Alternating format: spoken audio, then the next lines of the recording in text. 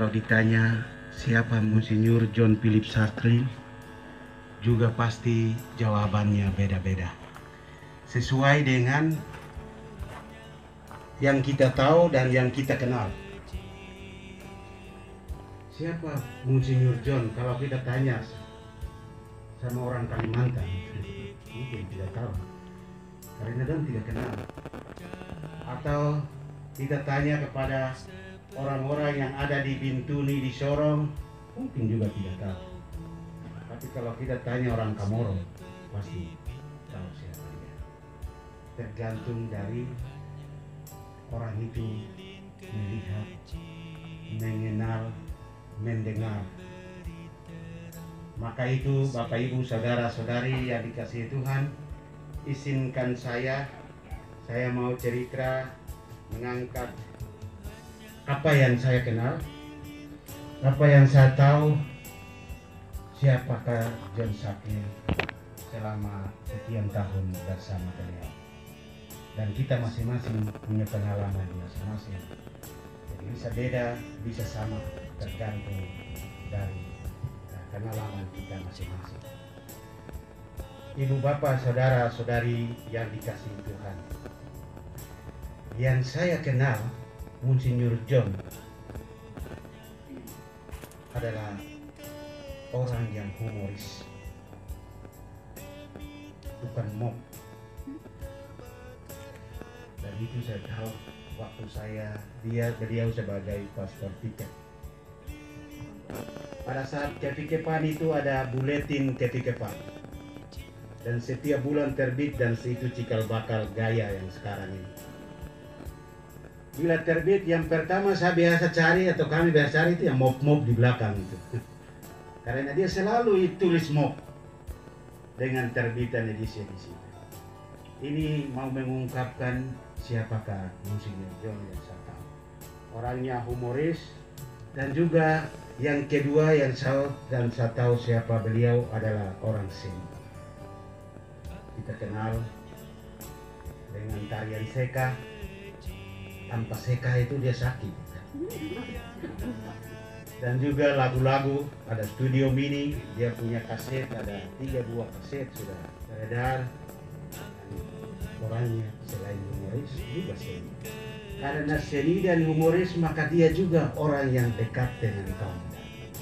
Maka selama jadi uskup, dia menjadi ketua komisi kepemudaan kami. Kemudian menjadi komisi PC. Dia dekat dengan orang-orang muda. Bagi saya, Monsinyur John juga seorang yang inspiratif. Hal ini dibuktikan dengan diberinya nama Gaya. Selama jadi fikep sebelum keuskupan Timika, dia tugas di Paniai. Selama ditugas di Paniai itu, masyarakat menilai, masyarakat memberikan nama adat itu bukan dikasih sembarangan. Dia dikasih setelah dia menilai orang itu.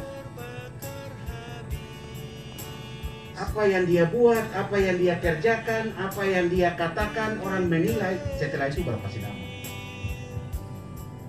Maka itu orang itu menyebut dia dan berikan nama adat setelah habis uskup di sini. Misa pertama di sana, mereka kasih nama Gaya. Gaya itu adalah orang konseptor, orang pemikir. Gaya itu pikiran. Gaya jadi orang konseptor, pikiran, inspiratif. Dan hasilnya kita tahu sekarang, gerakan tungku api. Ini hasil karena Gaya yang tidak dipikirkan sebelumnya, tapi ini menjadi gerakan pastoral keuskupan Timika.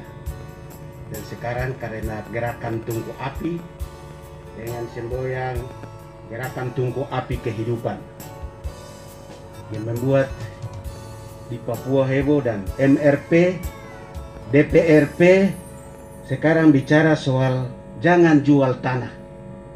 Tanah itu mama ibu, semua gerakan dari MRP, dari DPRP karena Monsinyur John. Yang pertama bicara gerakan tungku api, tanah itu adalah mama Dia katakan, kalau kamu jual tanah, kamu jual masa depan. Kamu jangan hidup dari tanah, tapi hidup dari olah tanah. Dan dia juga dengan satu gema besar, yaitu perlindungan dan pengelolaan. Itu dari mana? Ini adalah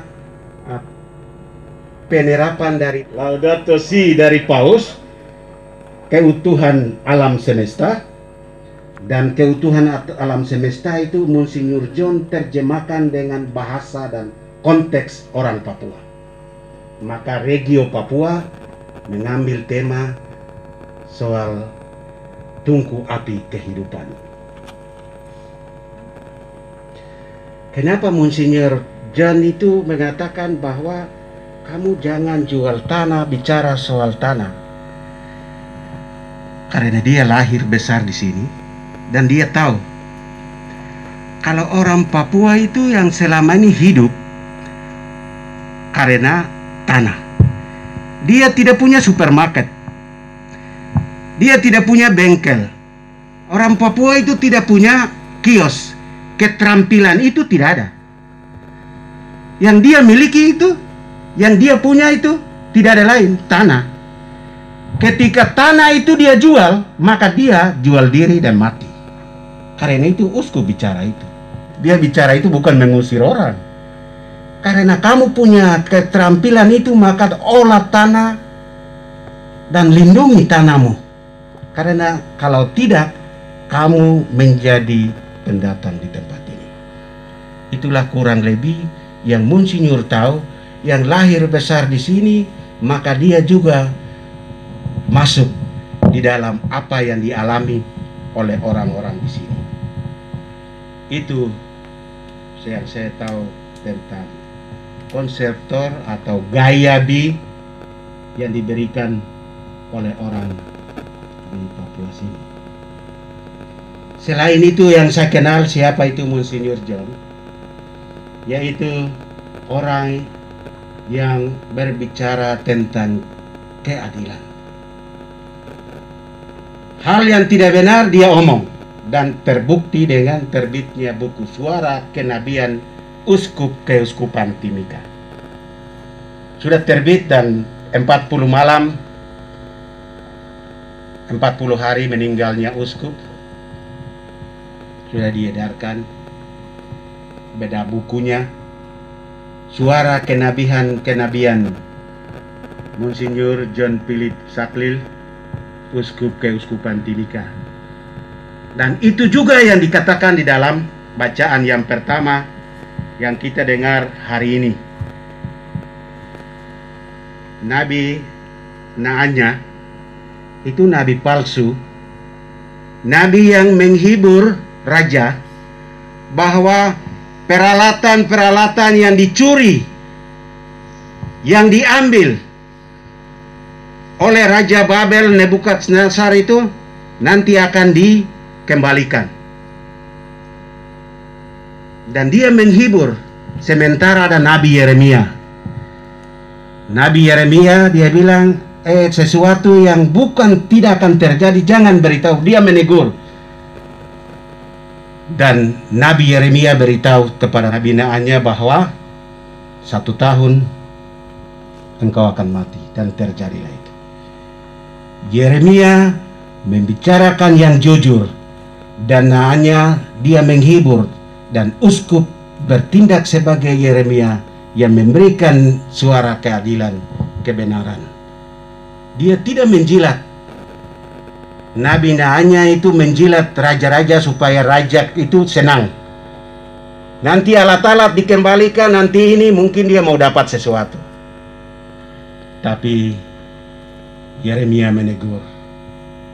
Bapak Ibu saudara-saudari sekalian, Uskup John ketika hidup dia memang bersuara keras apabila ada ketidakadilan.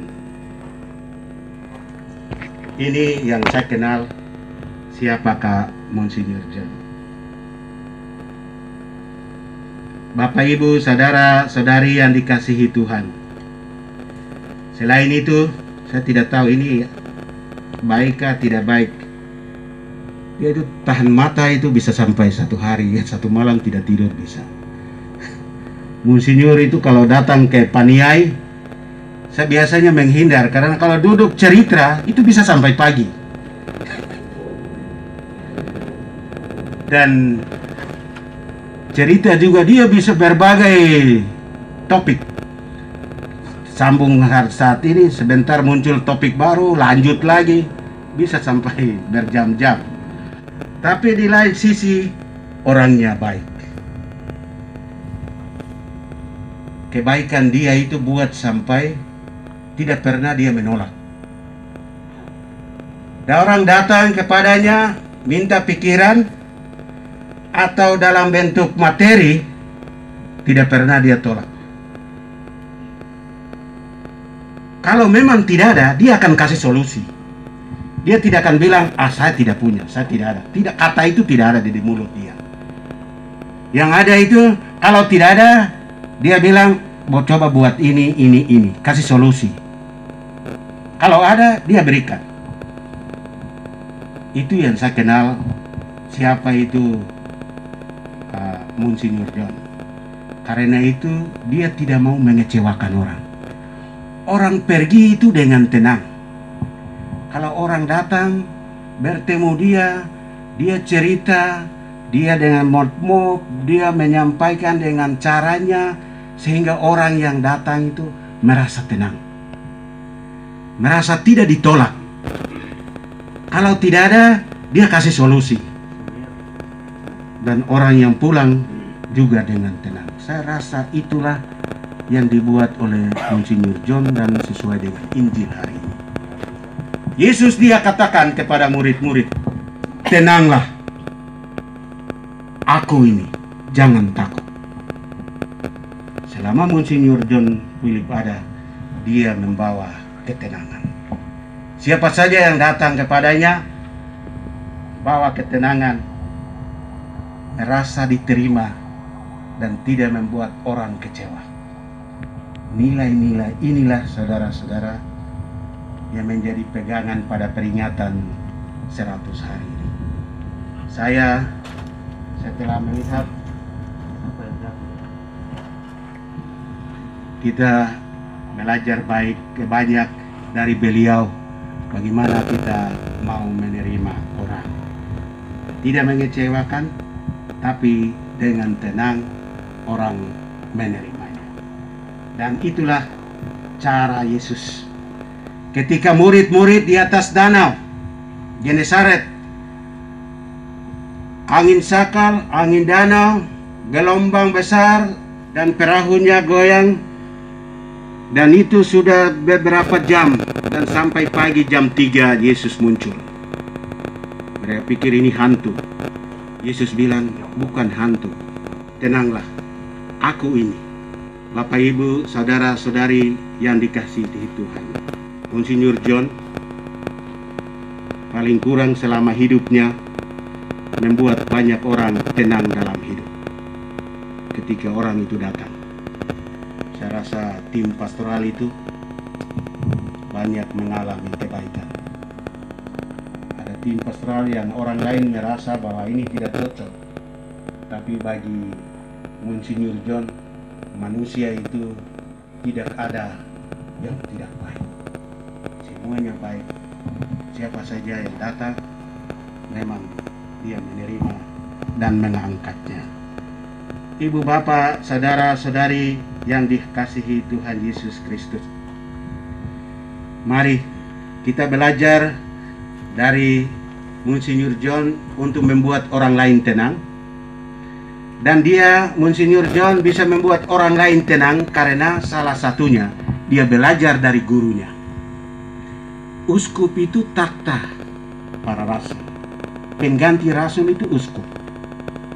Dan uskup belajar dan dekat dengan Yesus. Karena itu dia mampu membuat orang lain tenang. Orang yang dekat dengan Yesus dan orang itu dia akan mengalami ketenangan dalam dirinya. Walaupun dari sisi manusia sakit, capek, tapi secara rohani jiwa orang akan tenang. Dan dengan ketenangan itu, siapa saja yang datang akan memberi ketenangan juga.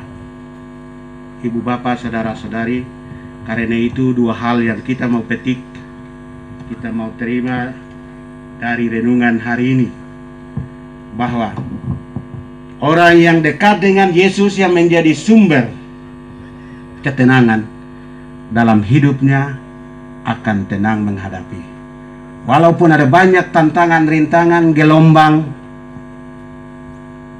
yang dihadapi, dia tenang lalui. Dan kalau dengan ketenangan itu, dia akan memberikan ketenangan kepada pihak lain. Bapak, Ibu, saudara-saudari sekalian, gelombang yang sedang dialami umat manusia di dunia dan khususnya di Timika itu gelombang apa? Corona. Gelombang corona ini gelombang panjang kah, pendek kah, besar kah, kecil kah, tergantung.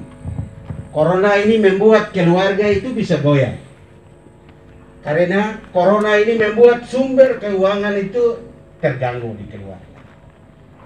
Karena corona ini membuat orang banyak pekerjaan hilang. Sumber pendapatan tidak ada. Ini gelombang. Ini masalah ini. Corona ini membuat masalah. Cara mengatasinya dua. Ini bukan hanya kita, seluruh dunia alami. Maka itu cara yang pertama, carilah ketenangan kepada Yesus. Karena semua itu dia punya. Kalau kita datang kepada Yesus yang menjadi sumber tenang, gelombang corona apapun kita akan hadapi dengan tenang. Dan dengan ketenangan itu kita membantu yang lain. Orang yang membuat hoax sampai orang lain takut itu orang yang tidak punya ketenangan. Takut dirinya itu dia sebarkan. Ketakutan hatinya itu dia sampaikan ke orang. Orang yang tidak punya ketenangan diri di dalam keluarga, di dalam diri, dia akan menyedarkan ketidaktenangannya itu kepada orang lain. Maka itu, Bapak, Ibu, saudara-saudari sekalian, mari kita menjadi